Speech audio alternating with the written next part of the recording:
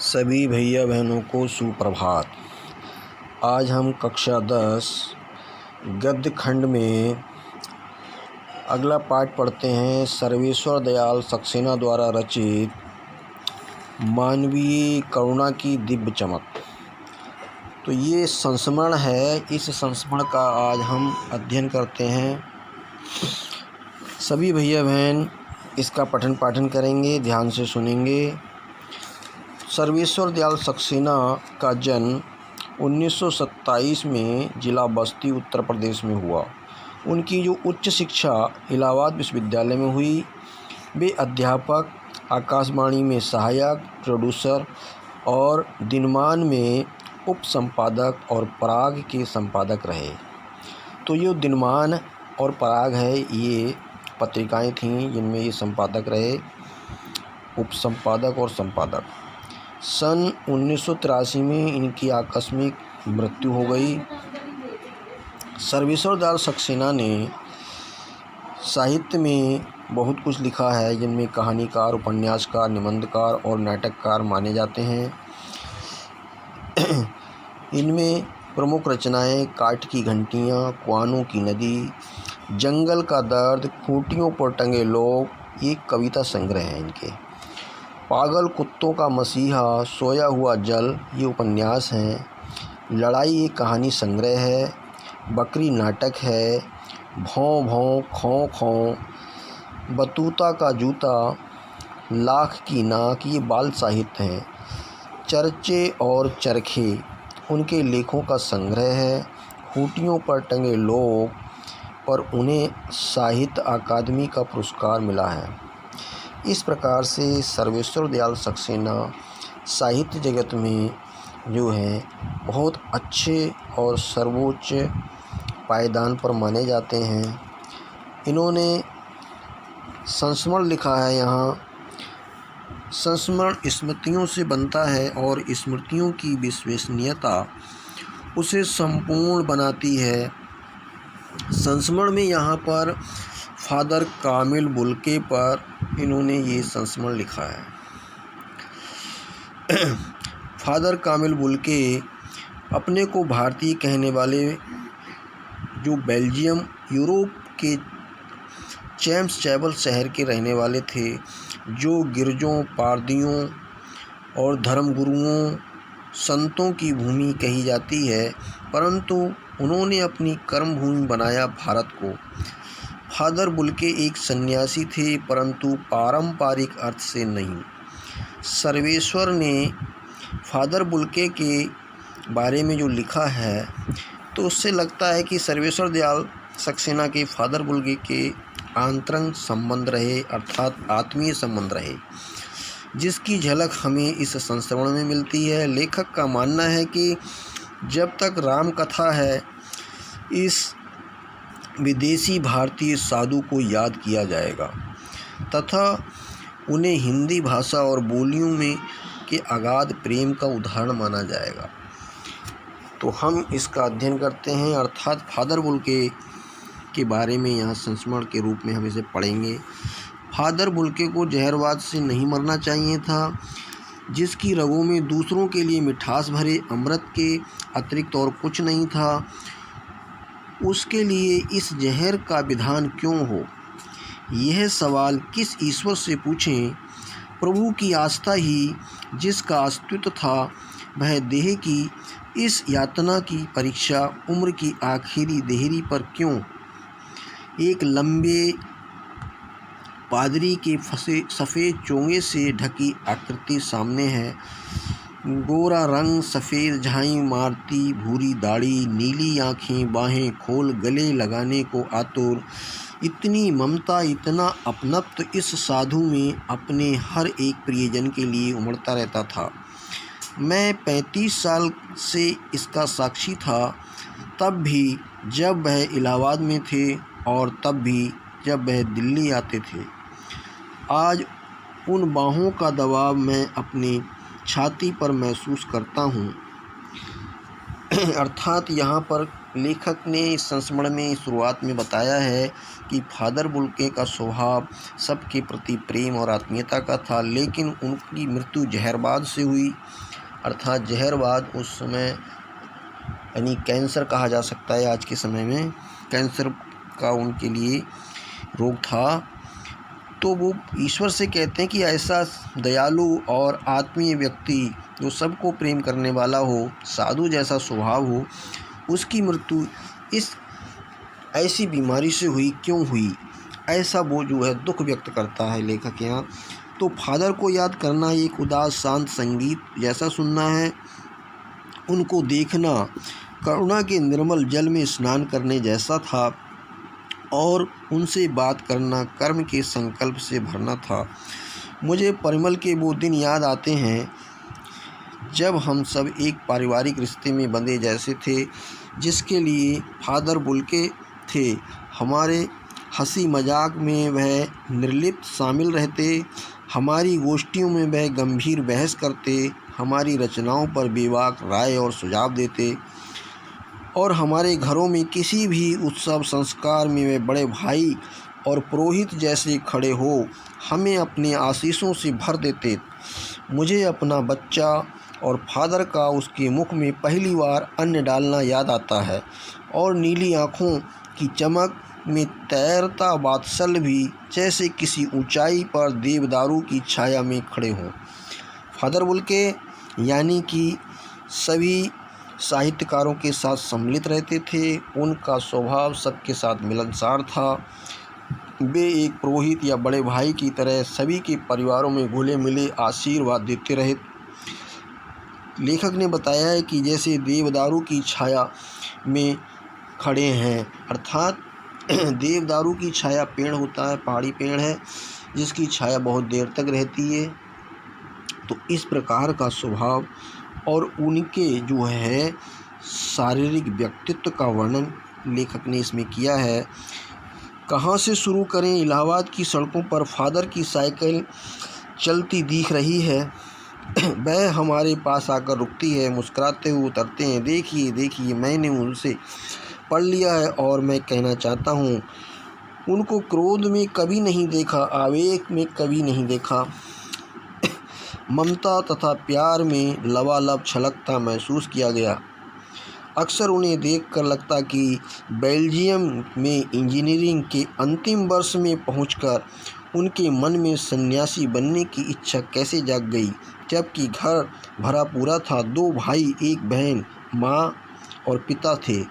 अर्थात father Bulcke का पैतृक विवरण दिया है इसमें। यहाँ इस पैराग्राफ में कहा है कि इलाहाबाद में वो किस प्रकार मिलते थे, जबकि वो बेल्जियम में यानी कि यूरोप में बेल्जियम शहर में बेल्जियम में इंजीनियरिंग की पढ़ाई की अंतिम वर्ष, और वहीं से उन्हें सन्यासी बनने की योजना बनाई। सन्यासी बनकर वो भारत आए। तो कहा जाए कि भरा पूरा उनका परिवार था। उनके 2 भाई और 1 बहन और माता पिता थे। उसके बाद भी वह ईसाई धर्म के प्रचार के लिए और भारत में आए वो। आगे हम देखते हैं इसमें, आपको अपने देश की याद आती होगी, इनसे पूछा गया। मेरा देश तो अब भारत है, उनका उत्तर है। मैं जन्मभूमि की बात पूछ रहा हूँ। हाँ, आती है। फादर बुल्के उत्तर में कहते हैं, बहुत सुंदर है मेरी जन्मभूमि रेम्स चैपल।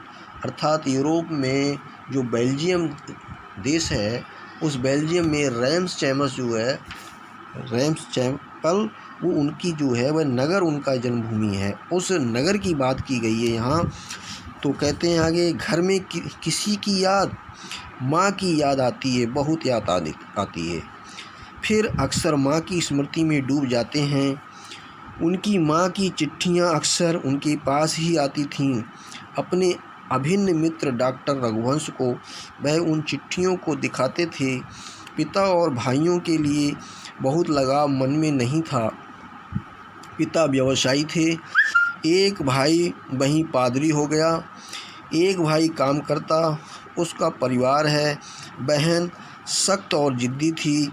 बहुत देर से उसने शादी की। फादर को एकाध बार उसकी शादी की चिंता व्यक्त करते उन्हें उन दिनों देखा गया था। भारत में बस जाने के बाद 2 या 3 बार अपने परिवार से मिलने भारत से बेल्जियम गए थे।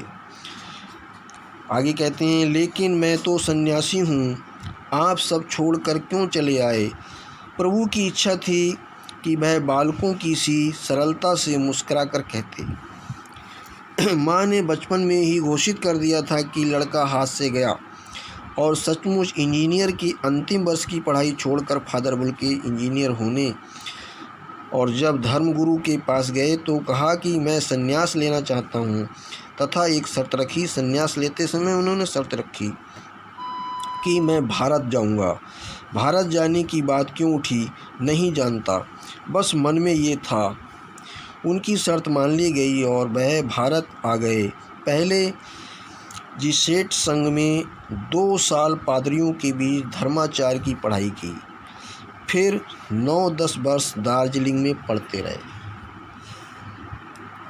इसके बाद क्या होता है आगे, तो इन्हीं की फादर बुल्के बेल्जियम से भारत आए। कैसे आए, तो उन्होंने बचपन में ही तय कर लिया था कि मैं सन्यासी बनूंगा, और माँ भी उनकी बातों से कहती थी, उनकी माँ, कि ये हाथ से निकल गया, अर्थात इसे सन्यासी ही बनना है। तो बेल्जियम में उस समय अधिकांश लोग क्या करते थे कि जो पढ़ लिख कर के धर्म प्रचार के लिए, ईसाई धर्म का प्रचार के लिए उन देशों में जाया करते थे पादरी बनकर, कि जिन देशों में ईसाइयों का धर्म प्रचार नहीं हुआ था। तो भारत में भी बहुत सारे धर्म प्रचारक ईसाइयों के आए, तो उसी श्रृंखला में इसलिए ये भारत आए थे। और जीसेट संघ इनका ईसाइयों का, क्रिश्चियनों का एक संघ था, जिसमें उन पादरियों को धर्माचार्य की ट्रेनिंग दी जाती थी, और वह ट्रेनिंग लेकर के 2 साल की ट्रेनिंग लेकर के वो सीधे दार्जिलिंग में आए थे, और दार्जिलिंग में आकर के 9-10 वर्ष उन्होंने पढ़ाई की।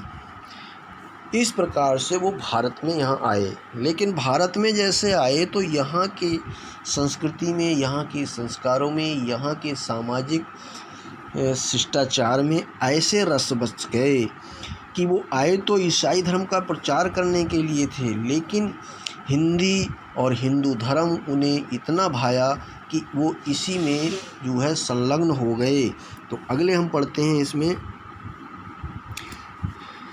कलकत्ता यानी कि कोलकाता से बीए किया, और फिर इलाहाबाद से उन्होंने एमए, यानी उनकी शिक्षा के बारे में कहते हैं। उन दिनों डॉक्टर धीरेन्द्र वर्मा हिंदी विभाग के अध्यक्ष थे।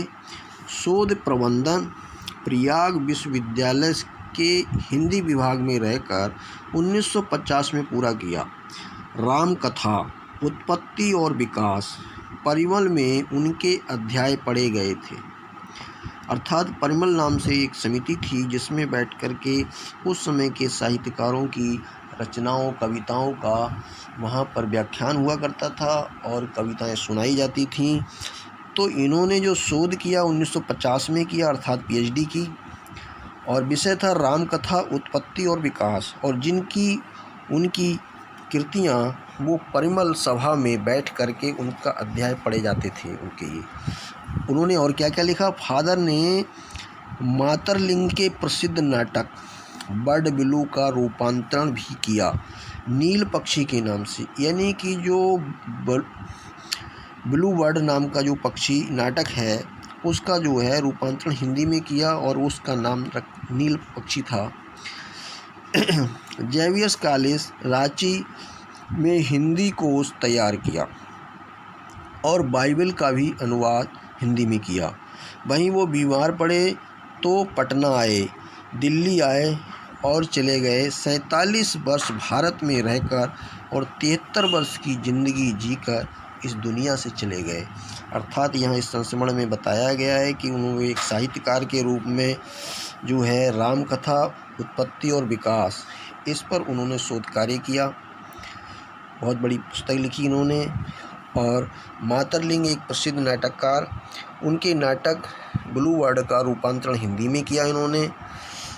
और वे जो हैं बाद में जो सेंट जेवियर्स कॉलेज और रांची में जो है हिंदी कोश जैसे तैयार किया उन्होंने। बाइबल को भी हिंदी में लिखा। उसके बाद वो बीमार पड़े और दिल्ली आ गए, दिल्ली में रहने लगे। 47 साल तक वो भारत में रहे। और उससे पहले वो अपनी मातृभूमि बेल्जियम में रहे। 73 वर्ष की आयु पूरी करके वो स्वर्गवासी हो गए, ऐसा यहाँ बताया गया है। और स्वर्गवासी होने का कारण वही जहरवाद वाला जो रोग था, यानी कि फोड़ा था उनके, और वे कैंसर के रोगी बन गए। आगे लेखक कहना चाहता है कि फादर वुल्के संकल्प से सन्यासी थे। कभी कभी लगता है कि वह मन से सन्यासी नहीं थे, रिश्ते बनाते थे तो तोड़ते नहीं थे। 10 साल बाद मिलने के बाद भी उनकी जो गंध महसूस होती थी, वह जब भी दिल्ली आते ज़रूर मिलते, खोजकर समय निकालकर गर्मी सर्दी बरसात झेल कर मिलते, चाहे 2 मिनट के लिए ही सही। ये कौन सन्यासी करता है, ऐसा उनका स्वभाव था। उनकी चिंता हिंदी को राष्ट्रभाषा के रूप में देखने की थी, अर्थात हिंदी से उन्हें अति प्रेम था। वे हिंदी को राष्ट्रभाषा के रूप में देखना चाहते थे, और जो हिंदी से कतराते थे या हिंदी बोलने की उपेक्षा करते थे, उनसे उन्हें झुंझलाहट होती थी, ऐसा उनका स्वभाव था।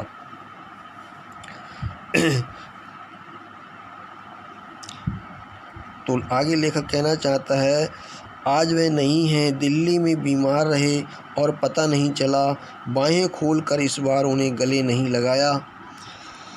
जब देखा तब वे बाहें दोनों हाथों से सूजी उंगलियों को उलझाए ताबूत में जिस्म पर पड़ी थीं। ताबूत में जिस्म पर पड़ी थीं, अर्थात उनके शरीर पर ही उनकी उंगलियां पड़ी थीं, उन पर सूजन आई हुई थी। जो शांति बरसती थी वह चेहरे पर स्थिर थी, अर्थात स्थिर का मतलब स्थिर थी, यानी चेहरा शांत स्थिर था। तरलता जम गई थी। वह 18 अगस्त 1982 की सुबह 10 बजे का समय था। दिल्ली में कश्मीरी गेट निकलसन कब्रगाह में उनका ताबूत एक छोटी सी नीली गाड़ी से उतारा गया। कुछ पादरी रघुवंश जी का बेटा और उनकी परिजन राजेश्वर सिंह उसे उतार रहे थे। फिर उसे उठाकर एक लंबी संकरी उदास पेड़ों की घनी छांव वाली सड़क में कब्र में आखिरी छोर तक ले जाया गया, जहां धरती की गोद में सुलाने के लिए कब्र अवाक मुंह खोले लेटी थी। ऊपर करील की घनी छां थी और चारों ओर कब्रों और तेज धूप का व्रत। जैनेंद्र कुमार, विजेंद्र स्नातक, अजित कुमार, डॉक्टर निर्मला जैन और मसीही समुदाय के लोग पादरीगण उनके बीच में गैरिक वस्त्र और पहले इलाहाबाद के प्रसिद्ध विज्ञान शिक्षक डॉक्टर सत्यप्रकाश और डॉक्टर रघुवंश भी, जो अकेले उस संकरी सड़क पर ठंडी उदासी में बहुत पहले से खामोश दुख की किन्हीं अर्थात दुखी स्थिति में खड़े थे। अपरिचित आहटों से दबे थे, सिमट आए थे कब्र के चारों तरफ। फादर की देह पहले कब्र के ऊपर लिटाई गई। मसीही विधि से अंतिम संस्कार शुरू हुआ। रांची के फादर पास्कल तोयना के द्वारा उन्होंने हिंदी में मसीही विधि से प्रार्थना की। फिर सेंट जेवियर्स के रिएक्टर फादर पास्कल ने उनके जीवन और कर्म पर श्रद्धांजलि अर्पित करते हुए कहा कि फादर वुल्के धरती से जा रहे हैं, धरती में जा रहे हैं। इस धरती से ऐसे रत्न और पैदा हों। डॉक्टर सत्यप्रकाश ने भी उन्हें श्रद्धांजलि में उनके अकरणीय जीवन को नमन किया। फिर देह कब्र में उतार दी गई। मैं नहीं जानता इस सन्यासी ने कभी सोचा था कि नहीं कि उनकी मृत्यु कोई रोएगा, लेकिन उस क्षण रोने वालों की कमी नहीं थी, अर्थात नम आँखों में स्याही गिनना जो है, नम आँखों को देख गिनना स्याही फैलाने जैसा था। इस तरह हमारे बीच से वह चले गए। तो ऐसे फादर वुल्के जिनका अंतिम संस्कार का वर्णन यहाँ पर लेखक ने किया है, तो मसीही अर्थात ईसाई धर्म के अनुसार उनका अंतिम संस्कार किया गया। इसमें जो नाम दिए हैं उस समय जो फादर थे जिन्होंने उनका अंतिम संस्कार किया, वो रांची के फादर पास्कल तोयना और दूसरे Saint Xavier reactor Father Pascal थे, जिन्होंने ये सारा जो है अंतिम संस्कार और श्रद्धांजलि और उनके जीवन कर्म के बारे में श्रद्धांजलि देते हुए जो है